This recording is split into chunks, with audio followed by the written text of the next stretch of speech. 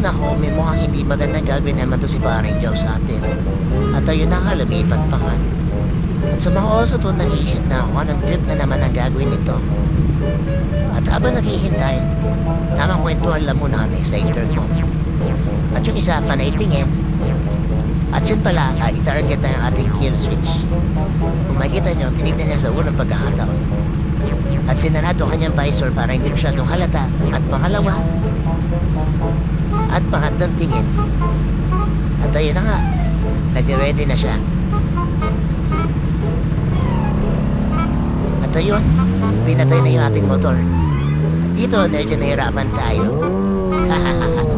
So, susunod, kapag nakita niyo si Joe sa daan, mag-isip-isip na kayo anong trip ang gagawin niya. Joke lang. Ride safe. Peace.